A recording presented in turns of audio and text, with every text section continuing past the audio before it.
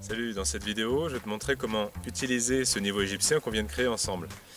Alors, ce niveau égyptien, il va nous servir à faire à la fois des repérages des courbes de niveau sur un terrain et aussi à mesurer la pente.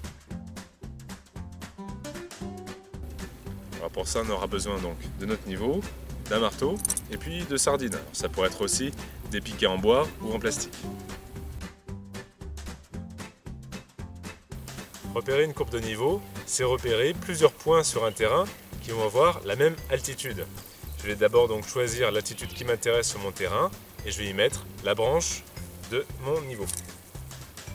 Je vais maintenant positionner l'autre branche du niveau de façon à ce que la corde à laquelle est pendu mon poids finisse par se stabiliser au niveau de la marque que l'on a fait lors de la fabrication du niveau, à voir dans l'autre vidéo, et qui permet de repérer le moment où les deux branches du niveau sont à la même altitude. Au niveau de chaque pied du niveau, je vais positionner une sardine. Ici le sol est un peu dur, je vais pouvoir l'enfoncer un peu plus avec le marteau.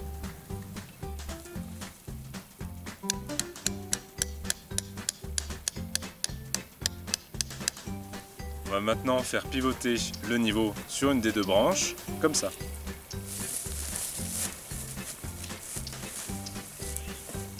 Et donc à nouveau, on va positionner le niveau de façon à ce que la corde tombe au niveau de la marque centrale. Il ne reste plus qu'à tendre une ficelle entre les sardines pour bien visualiser la courbe de niveau qu'on vient de repérer.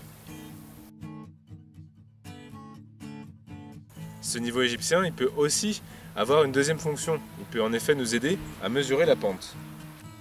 Je positionne d'abord le niveau égyptien dans le sens de la pente. Et puis la ficelle, en tombant, elle va m'aider à mesurer le degré de la pente grâce aussi à la graduation qui se trouve ici. Ici, on peut voir donc que la pente est grosso modo de 5%. Mais cette graduation, comment la réaliser?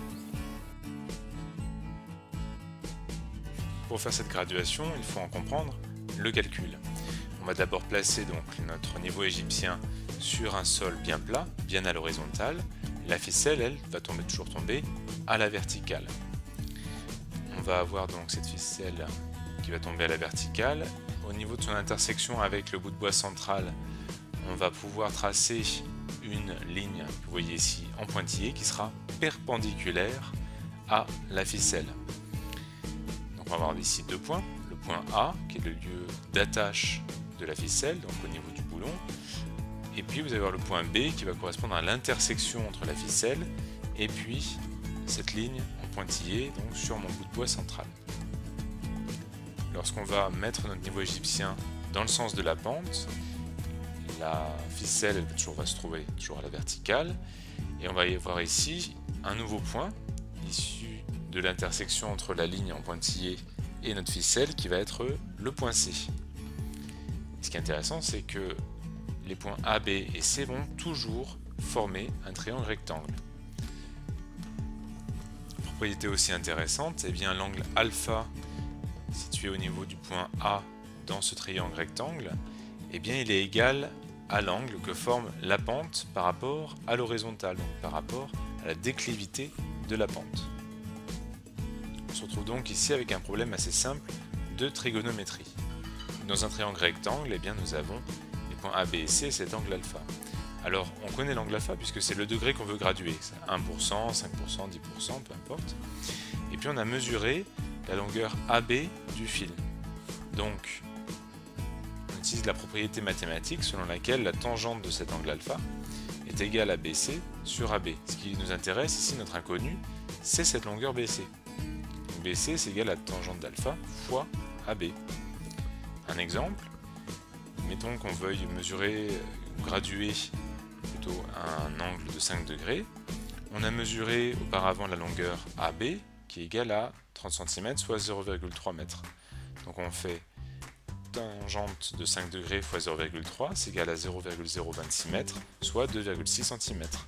Il suffit pour graduer un angle de 5 degrés de faire une marque sur la ligne en pointillé à 2,6 cm de la marque centrale. Si on avait voulu par exemple graduer 10 degrés, on aurait fait tangente de 10 degrés fois 0,3. Si on avait voulu graduer 15 degrés, tangente de 15 degrés x 0,3, etc., etc. Donc comme ça, vous pouvez graduer plus ou moins précisément votre niveau égyptien, soit de 5 degrés en 5 degrés, voire de degré en degré, si vous voulez vraiment être précis. Voilà donc simplement comment on peut repérer une courbe de niveau et mesurer un degré de pente avec un petit niveau égyptien. Si ça vous a plu, n'hésitez pas à partager cette vidéo, à vous abonner à la lettre d'information de l'atelier fertile sur atelierfertile.com et je vous dis à bientôt.